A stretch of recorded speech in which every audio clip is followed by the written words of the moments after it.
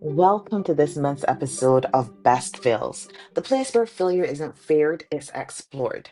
So, if you're new here, Best Fails is a brave space where we unpack the stories we often hide. We look at what went wrong, what it revealed, and how it shaped us. Today's guest is Davina Layne, who brings a powerful reflection on what happens when we make decisions from a place of scarcity. She reminds us that growth isn't a race, it's a slow, intentional unfolding, and that a rush in the process often leads us further from the growth that we see. This conversation is a gentle but firm reminder. It's never too late to pursue what matters. Dreams don't expire, and neither does our capacity to grow. So let's get into it.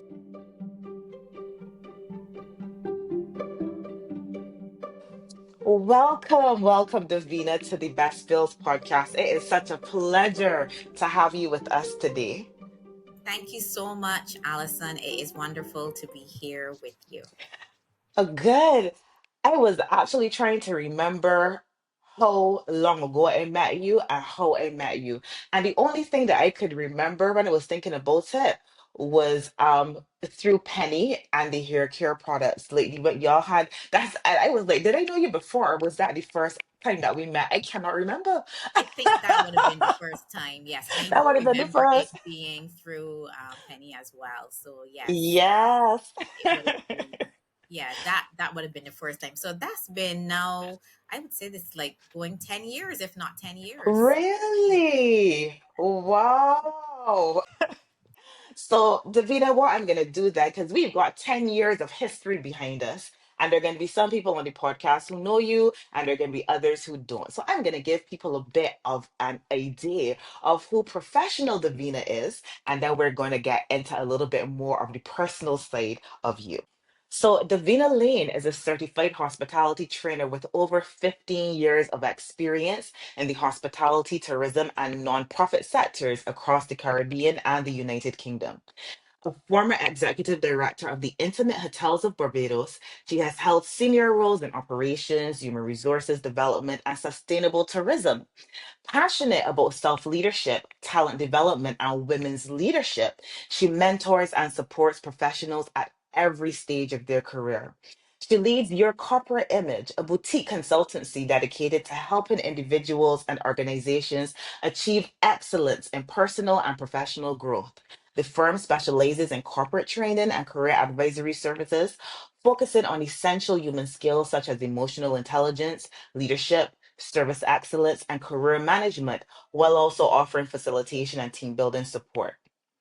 Davina holds advanced degrees in tourism, business, and sustainable development, and through your corporate image has partnered with organizations in the Caribbean, United States, and United Kingdom to deliver impactful training solutions. This is Davina Lean. So, Yes. Davina, that is a flavor of who you are professionally, of your experience, of the work that you are doing throughout the Caribbean and internationally. But we want to know a little bit more about you. So tell us about yourself, how you grew up, your family life, that type of thing. Okay. Um, I grew up in a traditional nuclear family. Mm-hmm. My mom and my dad had me quite young, Mm-hmm. um, and my parents were actually married when I was five, when I turned five, Mm-hmm. and I am the eldest of three, so I have a brother and a sister. Mm-hmm. And being the eldest child, I guess naturally I have always been kind of a leader, and my family, I don't know if knowingly or unknowingly, encouraged that. I remember Mm-hmm. at 5 years old, for example, I named my sister. My mother asked You me what I wanted my sister's name to be, and she went with what I chose. And yeah, and Wow. at the time, I named my sister after a friend at primary school that I had. Mhm. And she's still a friend of mine to this day. She's actually my longest Wow. friend. And my sister has her name. And That is so fantastic. yes. And so they have always encouraged that. I remember my dad would always like they would leave the house and I would be in Hmm. charge. There's a 5 year age gap between my sister and I, and there's a 9 year Hmm. age gap between my brother and I. Yes. And my dad would leave the house if my mom and my dad had to go out, and he would say, "Davina, deputize and supervise." Oh, those were his words. It's so weird how I just remember this in my head. Yes. He those were his words to me. And so I have always been, I guess, in leadership roles from very Hmm. small, being like a, overseer, even though that kind of has strange connotations sometimes. But yes, and so that was my family, a Christian family, a praying family. We grew up in church.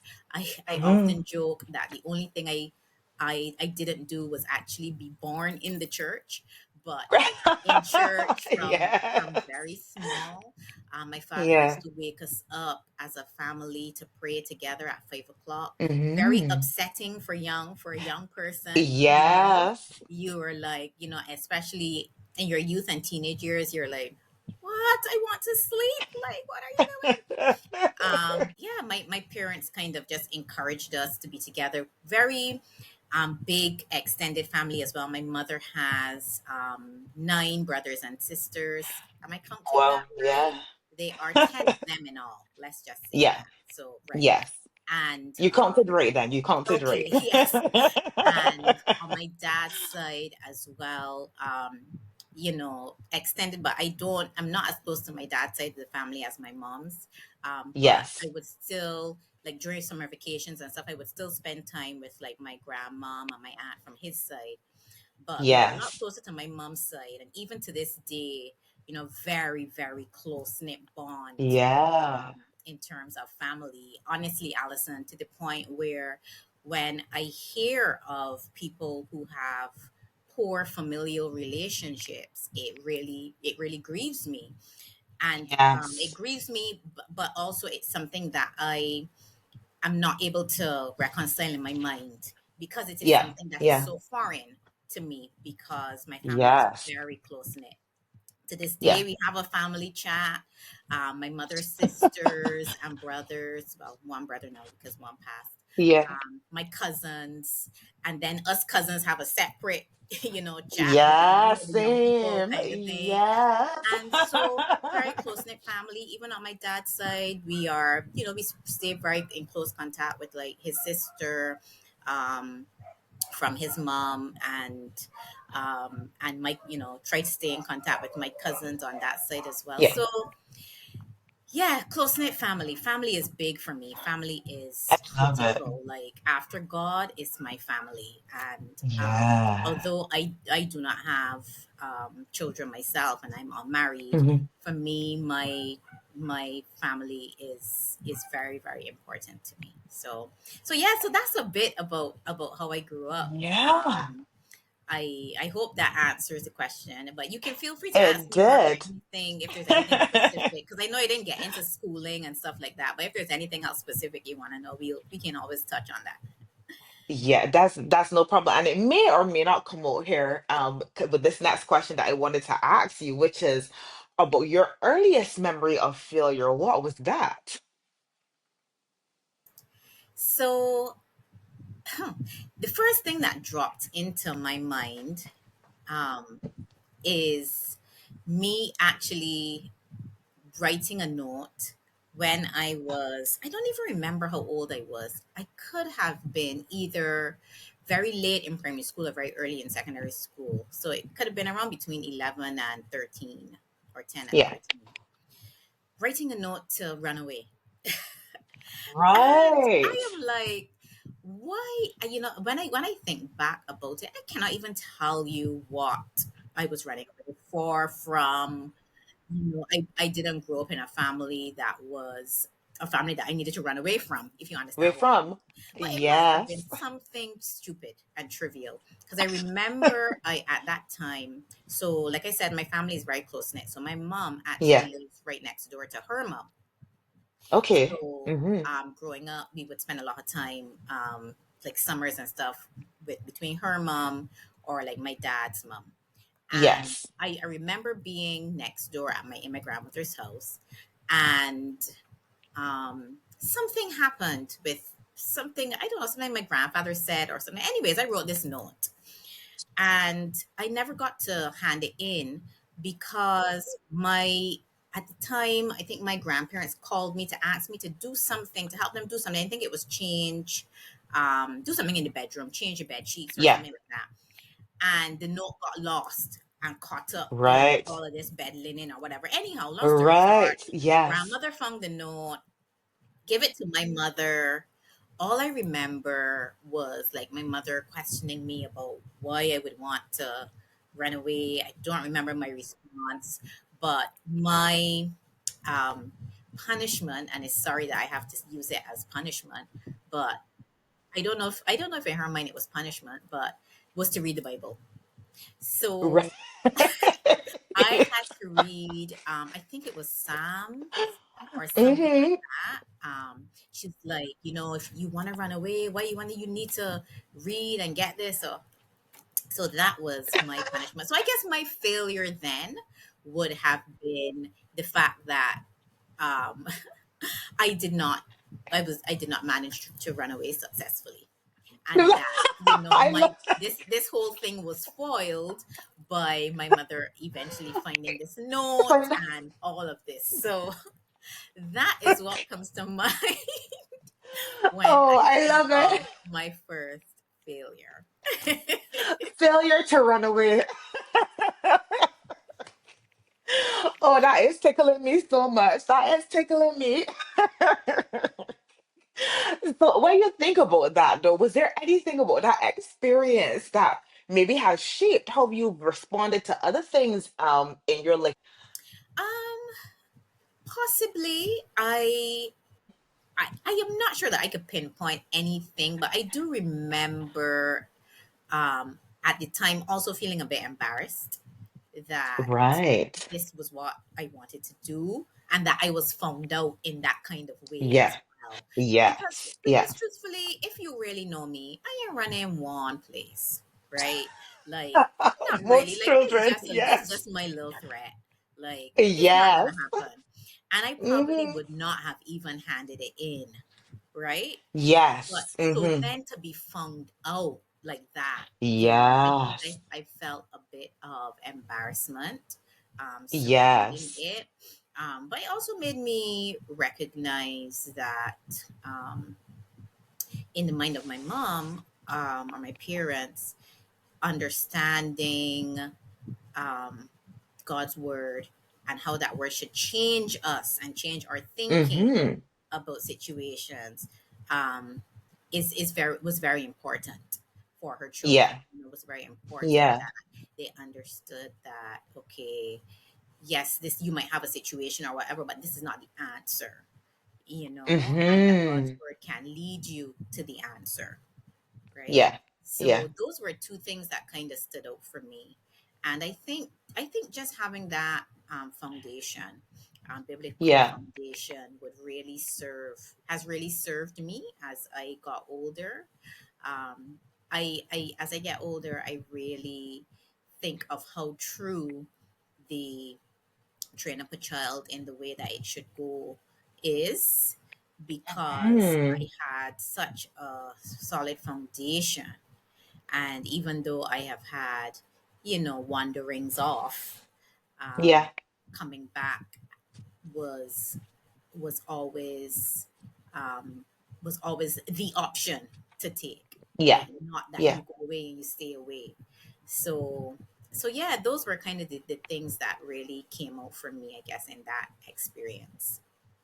Nice. I mean, the truth is the lessons that we learn as children are so fundamental to the way that we interpret life, to the way that we respond to life. Those lessons just leave such a significant mark in our lives and are there to comfort, encourage, inspire us as we grow and as we experience even greater situations that we go through.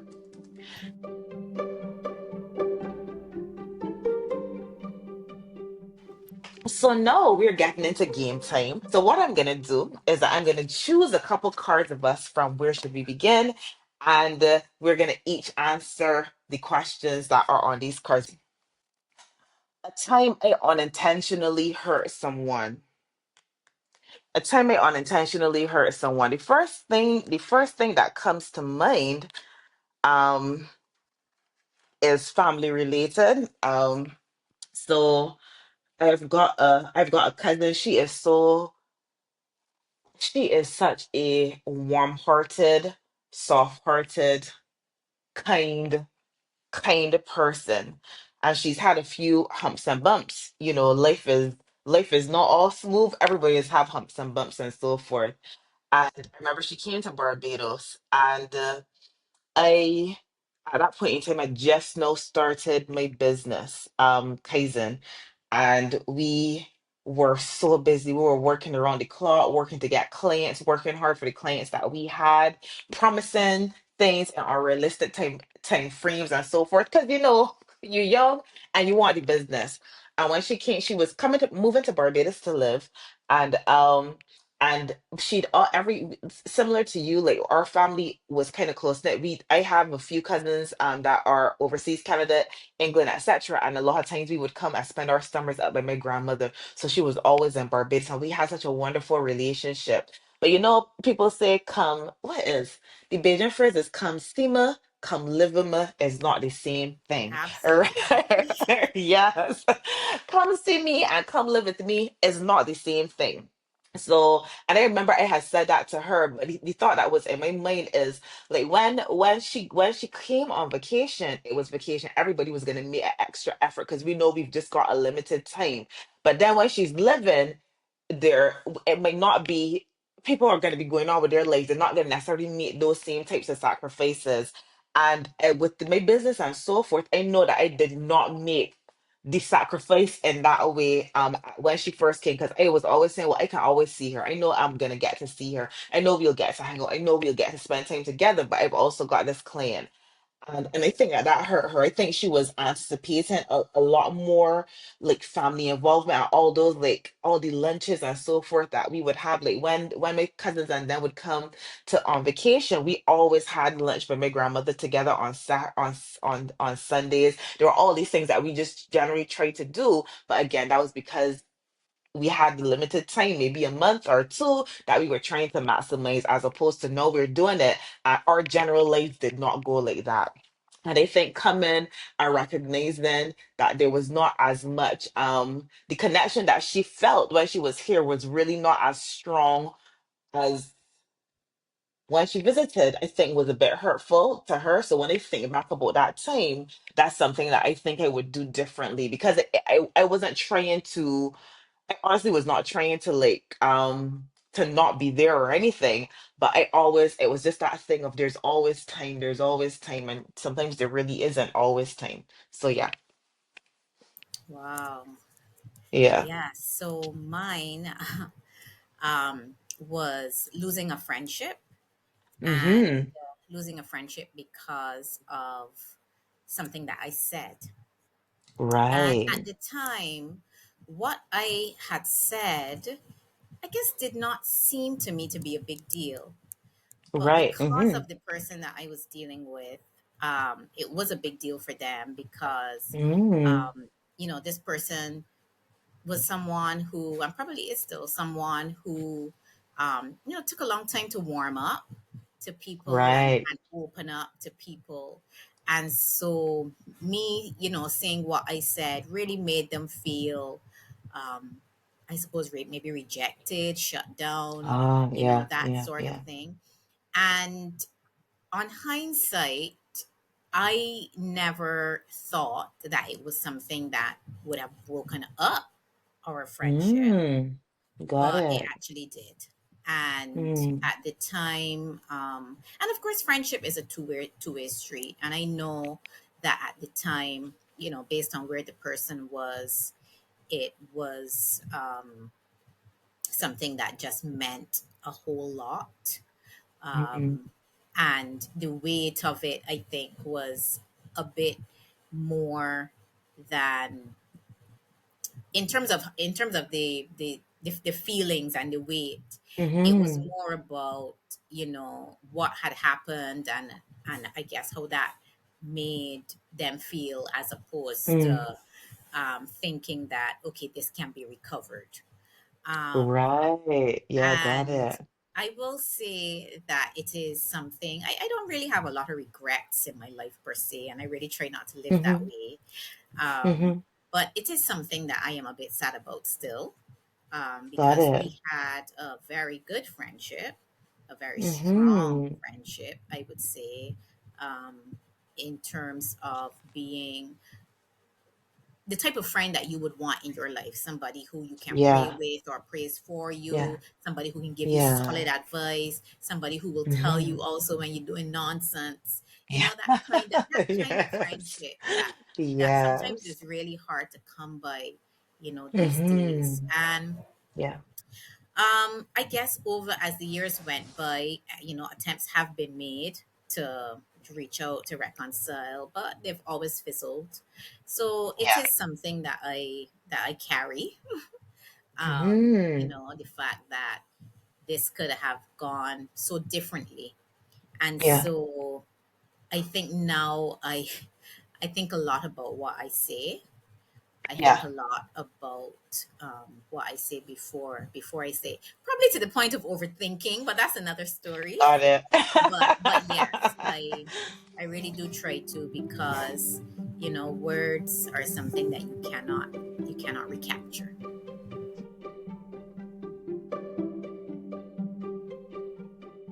Alrighty. So now we're gonna get into your best feels story. So I'm going to give over to you, Davina. So tell us a little bit about the context, what was going on at the time, what was happening as you then get into your best feels. And I'll stay quiet here and listen with rapt attention. Okay, so at the time, I would say that, I was in a place where I was progressing professionally. At the time, also personally, I was in, I guess, a comfortable place. Um, I had lots of, and I still do, lots of dreams, lots of ambitions. So career wise, yes, and career wise, I was comfortable. I was fine, but there were certain things outside of that I felt were not going the way that I wanted them to go in my life. And so the context, I guess, there was that I was living a life where to people looking in, everything looked hunky dory, but with Mm, me inside, I guess mentally, emotionally, whatever you call it, there were some unsettling things that mm, troubled mhm. me, things that I felt could um, have been different, or things that I felt should have happened by now. Why aren't they happening? What's going on? And so within that context, I guess I created a problem for myself. Okay. We always Interesting. tend to see in life, for some reason, we always tend to see what is not rather Yeah. than what is. So we may have clothes and shoes and all the things that we need, and we may even have all the wants, and some of those things that I mentioned before are wants and not needs. But Yeah. Yeah. so we might have a bit of both, but then for some reason, we always have other things that we feel like we want. They're not necessarily a need, but a want. And Hmm. I find that when we allow thoughts too much on what we do not have, things can really go down a slippery slope, you know. Right. Which is why I Hmm. think people talk so much about gratitude in these Yeah. days, and how gratitude really shifts your perspective, and hence can shift your trajectory as well. So that was a problem that I ended up, creating, a Mm. problem of lack. Mm-hmm. in this particular area. And then the fact of the matter was that because of that, because I had settled on this problem of this lack in this particular area, I made a poor decision. And Right. Okay. it's so funny how you make a decision, and oftentimes you, in that moment, you are not aware of where that decision will carry you. um, Mm. One of my favorite sayings, since then, I would say, is choices have consequences. Mm-hmm. And oftentimes we do not think about consequences before we choose. And Mm-hmm. even now, as a trainer, because I do a lot of training on emotional intelligence, and really Mm-hmm. encourage people to think of consequences before they choose. Mm. Because a lot of us sometimes make permanent decisions to address temporary things in our lives. Yeah. And um, temporary things may only require temporary decisions, not permanent True. decisions, are not Very decisions true. that will take us far away from the path that we intended. And so that was where I was at. I made a poor decision. It's one of the reasons I think also why now I value decision making so much, as Mm. a skill. Made a poor decision, and because of the decision I made, and a decision that was made, I would say, in impatience. Okay. Okay. Patience is Yeah. Yeah. definitely Yeah. a Yeah. virtue, as they say. Mm-hmm. Um, you know, I was impatient. I was frustrated. I was um, a little bit sad, I guess, as well, all because of Mm-hmm. this problem I had created, Creates. right? Um, and Yeah. that's the key thing that I keep saying, because Yes. Yeah. it wouldn't necessarily naturally be a major problem, but it was definitely a problem that I created, or that I made it into a big problem. And even if, and I think that's the key thing, even if it was a problem, it may have only been a small problem, but I made it into a big problem. So it's a molehill, but I made it into a mountain, right? Yeah. And because of that, the type of decision I made really let left a lot to be desired. And the Mm. funny thing about the decision was that it wasn't a decision where the consequence was just something short term. It was a decision that I ended up carrying for quite a while and walking through for quite a while. Yeah. Sometimes when we go through issues, we want to get out of them really fast, really, really fast. And another thing that I came upon was the only way out is through. But going Right. through um, can be short, or going through can be long. And Right. Mm-hmm. because of that initial decision and then subsequent repeated decisions, Mm. my going through actually ended up being long. Um, Right. so for me, it was a situation where um, I watched Davina become a totally different person because of this decision. Mm. So a decision that started out because I was impatient, because I was frustrated, because I was a little sad, ended up being something that totally shattered my confidence in myself, my self Mm. esteem, Yeah. shattered me as a person. And it's interesting when I reflect on it, because it really, how the walking through that process, I became almost like a shadow of myself, and it really was Mm. not who I was as a person.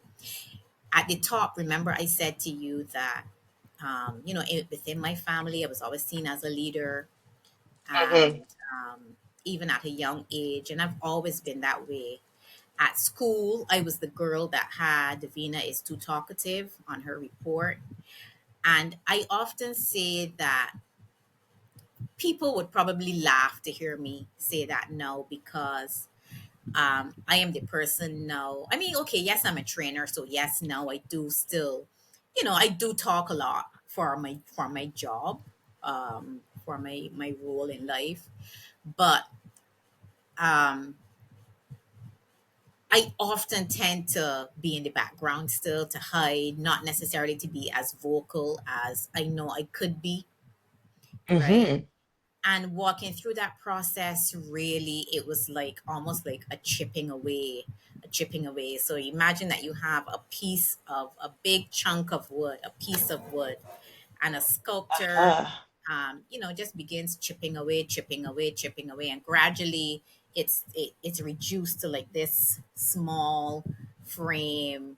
It's not this big Mm. chunk Yeah. anymore. Yeah. That was what Yeah. I felt was really happening to me, and I really became a shadow of myself. And I would say that that outcome was never something that I would have expected, because the Mm. decision that I would have made, I'm sure I would have made it in a very bold way, almost brazen. And I ended up losing all of that courage, all of that brazenness throughout the Mm. process. It really was interesting to see and to watch. And being someone who knew that this was not me was probably um, one of the things that was really, really hard for me to ratify. Right? Mm. Mm-hmm. You know, this is not you.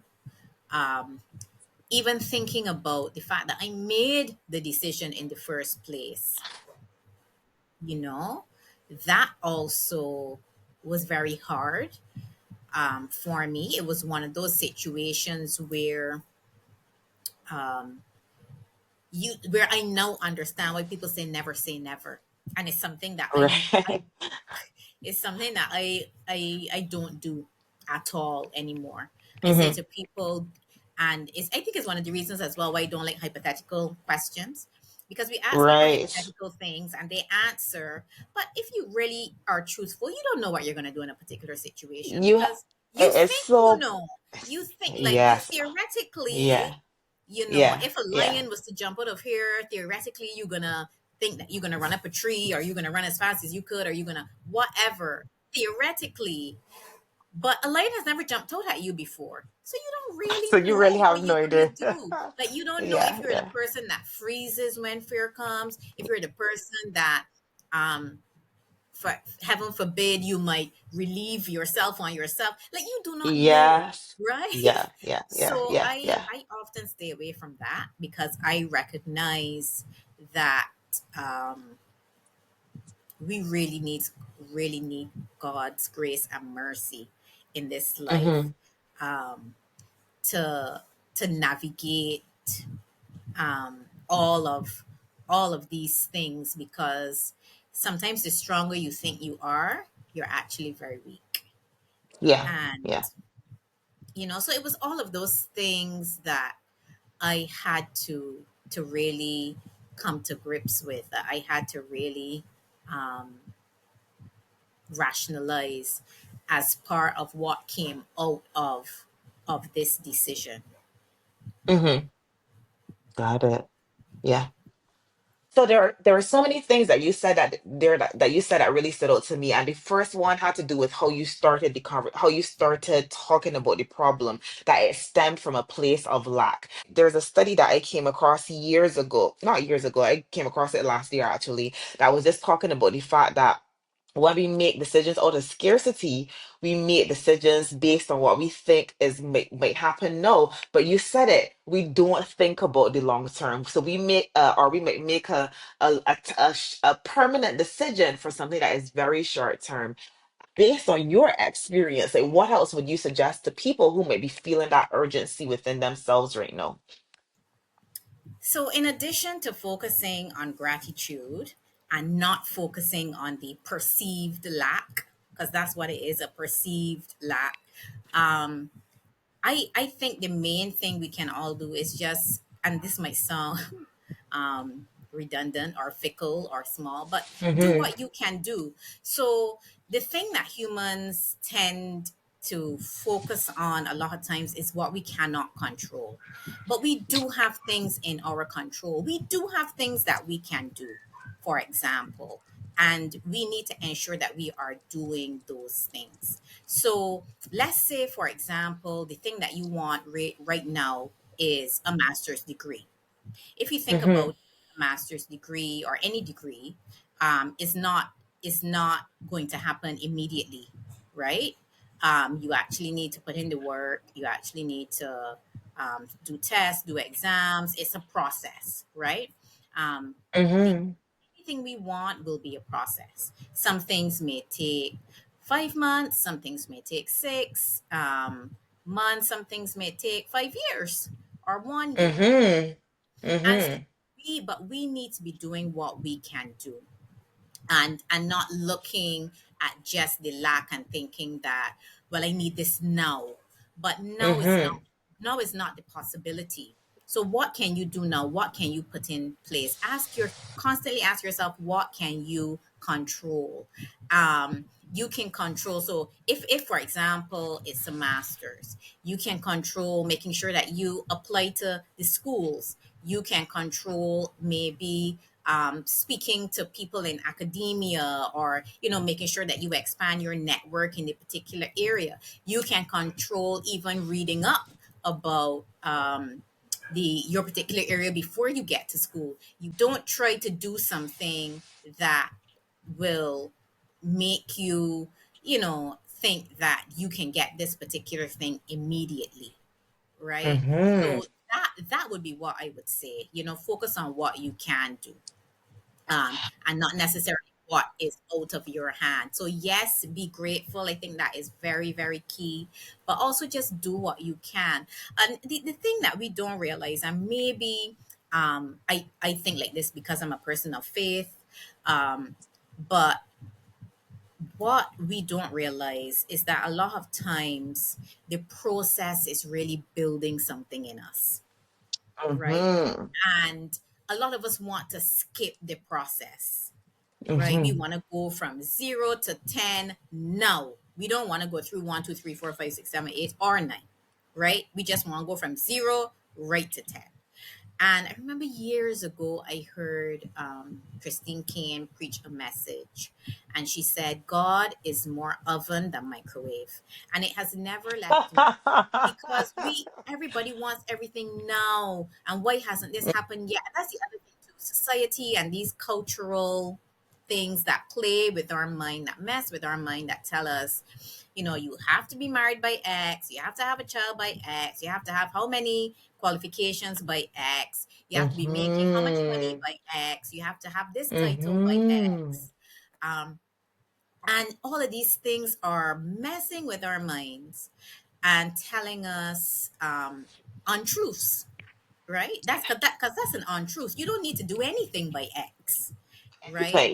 And Yes. one of Yeah. the things coming out of the situation I went through, my messaging now is always, you are not too old and it is not too late. I constantly tell my Love clients, it.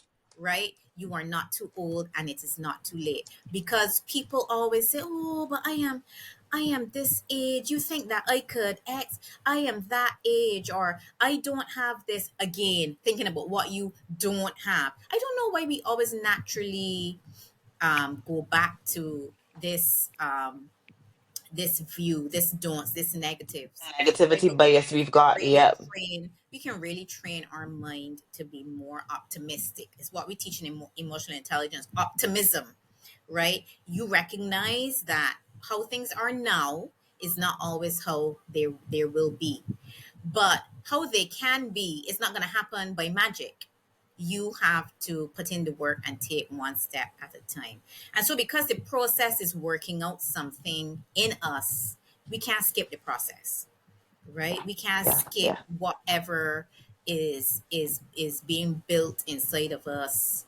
But a lot of us unfortunately want to skip the process. So my recommendation would be to focus on the gratitude and do the things that are within your control.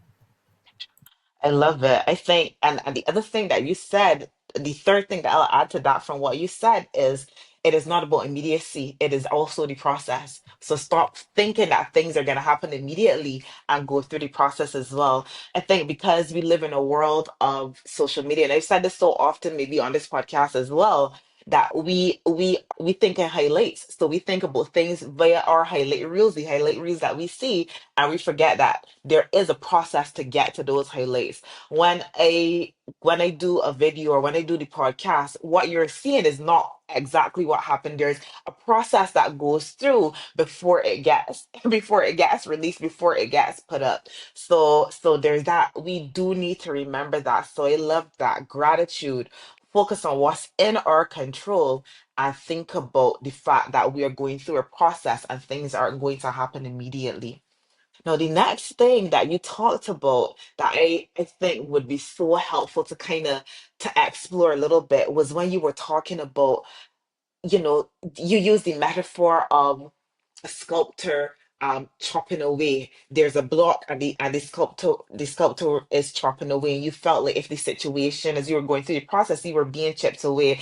And the question that I've got here is chipped away into something, or did you feel like you were just being chipped away, like you were becoming less of the person that you found yourself to be? Yes, absolutely the Wh- latter. So not that I was Right. Mm-hmm. um yeah, so not maybe I shouldn't have used sculptor, because usually with an analogy like that, the sculptor is shaping something beautiful. Mm-hmm. But in my instance, I felt like I was being chipped away, as in becoming less Mm-hmm. and less of who Davina Mm-hmm. really is, was, could be, all of that. I really felt like I was losing pieces of myself. Um, Mm-hmm. and I it was a real interesting situation, honestly, going from who I knew myself to be, bold, somebody who speaks out, somebody who was um relatively confident. I wouldn't say I was super Mm-hmm. confident, but relatively confident, Yeah. could hold my own, to Yeah. really shrinking back, shrinking Mm. back, shrinking back, shrinking back all the time, and diminishing myself, and just becoming less and less of Davina. Mm. And so So the that was one mhm, of the major outcomes that I never expected, mm, from this whole, from this one decision. Well, it was decision. initially a first decision, but then it was also repeated decisions, because Right. Yeah. I could have actually shortened the story. I could have actually shortened the length of time, of the going through, but I didn't, Yes. because gradually I kept making, um, Decisions that repeated fed decisions into. that fed into the situation and Yeah. carried me further, further down the line. So, um, the losing of myself, though, I think is what really caused me to want to snap out of it, because Mm-hmm. I knew I had, they say you get to a point where you just become sick and tired of being sick and tired. I Right. had Yes. gotten to a point where I recognized that this could not be a part of my future story. So, based Yes. on where I know I want to go, what I want to do with my life, my purpose, where I'm heading, who I need to help, who I need to serve, I cannot carry this with me. So I had to reach Mm-hmm. a stage where I said enough was enough, and Yeah. then gradually then start the rebuilding of everything that I felt I lost, everything that I felt had been chipped away from who Davina really, um, is, was, could be as a person. Yeah. So tell me about that rebuilding process. So first of all, I will say that I am still in the rebuilding process. I am not here. I've Hmm. not made it. I've not arrived. Yes. But I will also say that I am a lot further than I Yes. was, a few years ago. The Hmm. rebuilding process for me is big. A big mindset shift. For me, Yeah. everything in life revolves around our minds, the way we think, the Hmm. things we believe, not just about ourselves, but about society, the world. Um, I Many years ago, there is another. You may hear me mention people that I listen to or whatever ever so often. Yeah. That's just me. I'm Uh-huh. always, as a trainer, I tell people I consume a lot of information. Of So because course. I have to teach, Yes. so I have to know. So Yeah. many years ago, there is a pastor who said, "Right believing leads to right living," and I think that that's something that I truly believe that I carry with me because if I had believed differently about the situation, I wouldn't have made the decision that I made. And Hmm. our choices also tell us something about something that is underlying inside of us. Well, why do we believe that we need X or Y? Hmm. So there are people sometimes when I'm scrolling IG, sometimes these things pop up and you see people, for example, talking about, I remember coming across a post where, and I love to read comments, by the way. I think comments are Yeah. the best way. Or So listen, I live in the comments. You are talking to your friend here. Look, they are so hilarious. came across a post on from a plastic surgeon, and people Uh-huh. are commenting, I need this. I can't wait till I get this. And I am reading these things and I'm thinking to myself, you do not need this, Need, right? yes. So, what are you telling yourself? What is the story Mm-hmm. that you are telling yourself about why, so that you have come upon the the end thing to say that you need this. So there's always something Yeah. underlying. If we say we need Yeah. to drive a Benz, if we say we need to wear brand clothes, if we whatever it is, there is something you believe that is driving your decision, that's driving your action, right? Mm-hmm. And And so that I think I had to really I guess come to think about as well. Well, what's the root of all of this? As I rebuilt myself, mm-hmm. well, what is the root? Why did you believe that this was such a crazy issue in your life that you had to make this decision, right? Mm-hmm. And a part of it, I would say, was societal pressures. That's Yes.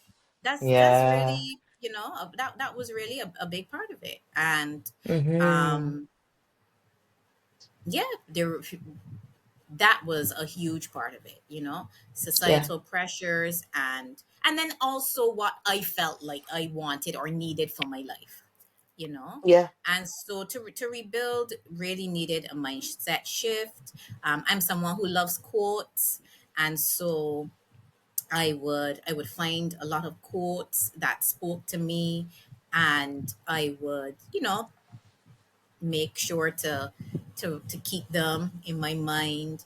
I would also make sure to think a lot about and read a lot about what God says about me as His child, and not necessarily what Mm-hmm. people um, are are necessarily saying about me. Mm-hmm. Those two things were big parts of the rebuilding, but also action. So Mm-hmm. I needed also to recognize that I can't just theoretically think things and say things. People say, oh, you go in the mirror and you say affirmations. Well, yes, that's all Mm-hmm. well and good. But for me, I needed to actually be the change and do the change, so that, Yeah. because building confidence comes through action, and rebuilding a lot of what I needed to rebuild for me because of what I believe is my purpose comes through action, comes Yeah. through speaking up. The courage that I needed to rebuild would have come through, would need to come through speaking up, would need to come Yeah. through being involved, would need to come Yeah. through learning maybe sometimes. So actually doing stuff, actually saying stuff, actually putting myself out there, actually being vulnerable. So, Yeah. in addition to those first two things, taking action was also a big part. So, yes, mindset, but also taking action was also a Yeah. big thing that I had to do to help to rebuild my confidence. And I'm still rebuilding, like I said. Yeah. And that's fine. But it makes sense though, because if you do actions without doing the mindset shifts, you do an action that still keeps you in the place that you were before. So that mindset shifts need to happen. I love the I loved what you said in terms of, like reading quotes and so forth that would encourage you. But the thought that came to my mind is that you were also actively seeking out information, that this confirming information, so information that told you something opposite to the way that you were Different. thinking, so that you could, yes, so Yes. that you can go in that. So I absolutely love that, because I think a lot of times we hold on to, we only look for things that agree with our thoughts, and you said our thoughts Mm, are not always true. I remember my therapist that's said that. She right. said, Allison, your Yes. thoughts are not the truth. So just remember that. So sometimes we have to look for that this confirming information, whether or not it's books, quotes, whatever, to help us to start shifting our mindset. Absolutely love that. So I've got another question for you, because we've talked more about you, and we talked about the fact that there was a space, there was a feeling of lack that kind of led to a decision that had this impact on you. We've talked about how you've recovered. I'm quite curious, how did people react as they saw you maybe diminishing as you continue to make these decisions? That's really an interesting question. I think there were some people who noticed, and Hmm. they may not have known necessarily what the root cause was. Um, Hmm. Largely, I think people noticed quietly, which could be Hmm. something interesting in itself. Now that I think about it, um, then there were some who said something but didn't necessarily say it in the right way, for lack of a better word. Okay. Like, Got it. yeah. Yeah. So there were some who yes said something, but um,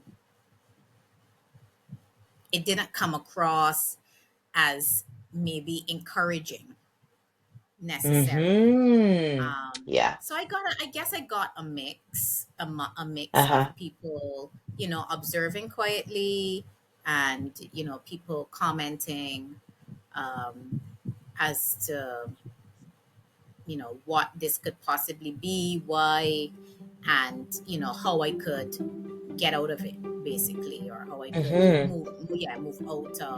move away from the situation and back onto the path that I should be on. Yeah.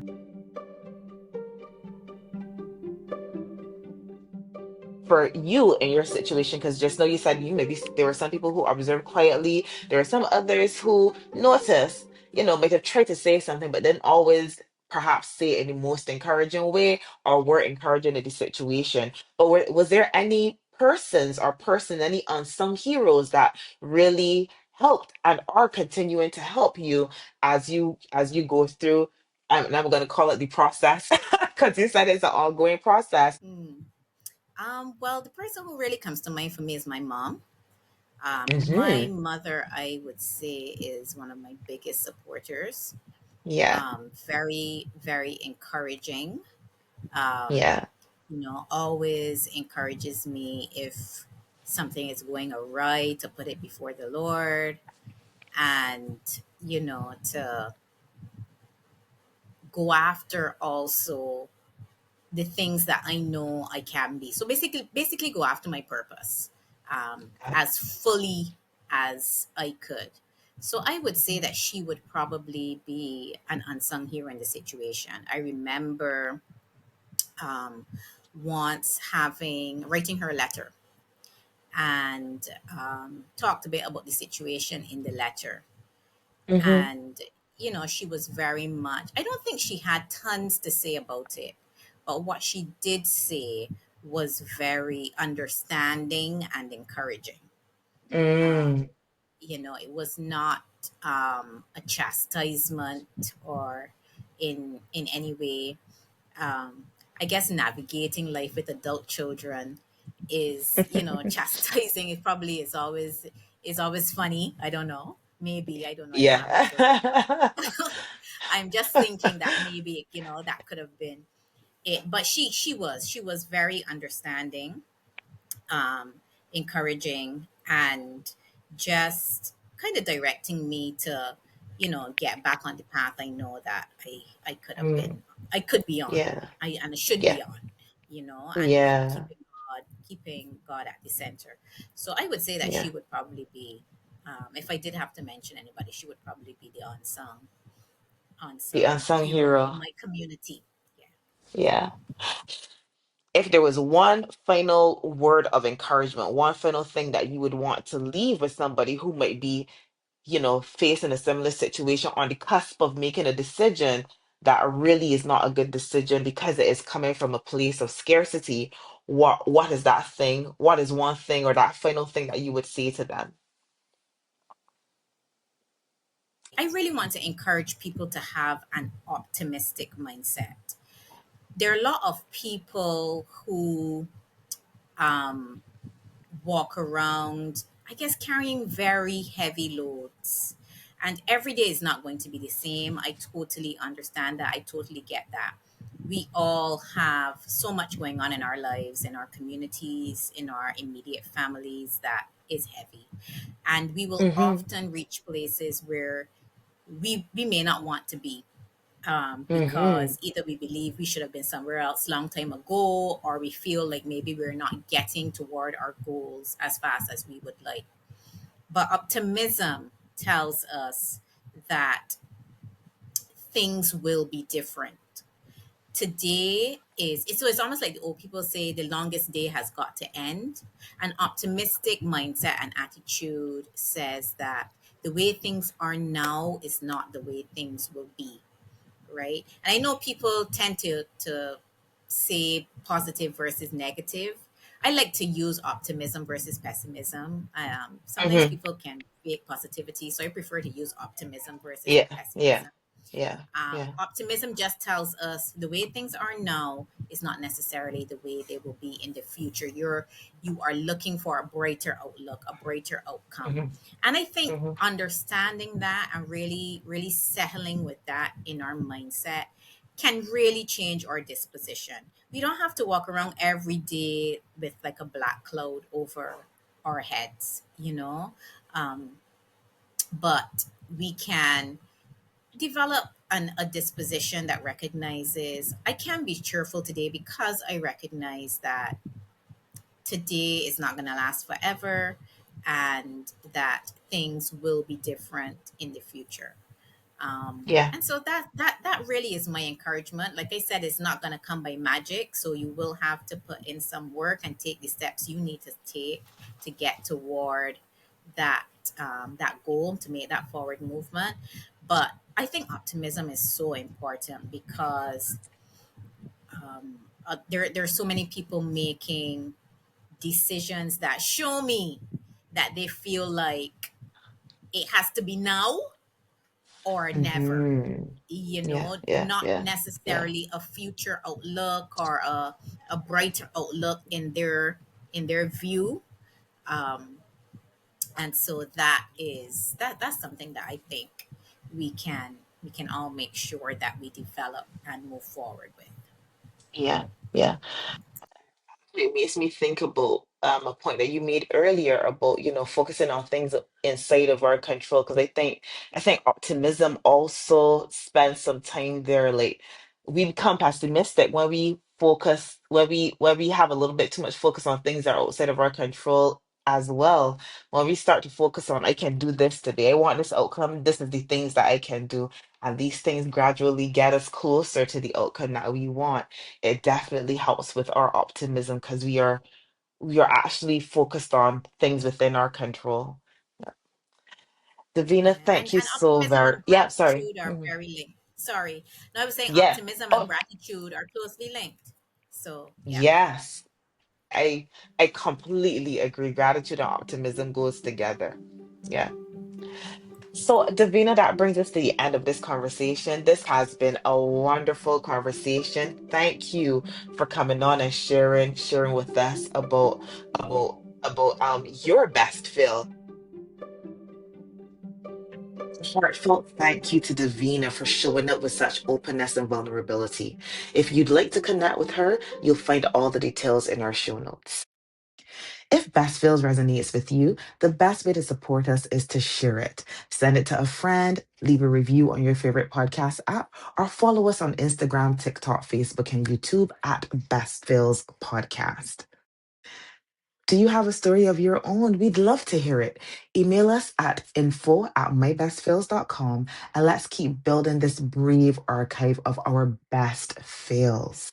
And if you're currently navigating a failure, personal, professional, or somewhere in between, and want a space to reflect and explore what it means for you, head to the show notes to book a discovery call with me. Failure is a community resource. Don't hoard yours. Share it. You never know who it might help or what it might heal. Until next time.